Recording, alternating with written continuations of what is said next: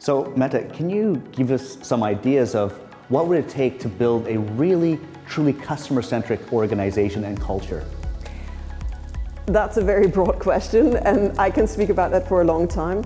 One thing that I would like to focus on is that if you have also servant leadership as one of your leading principles within your company, you will see that this mindset of bringing service, of being customer-centric, focusing on other people, that will be permeating in your entire organization.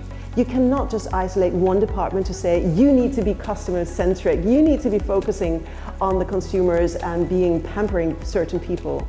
Your leadership needs to reflect, to have this servant leadership principle also on a daily basis.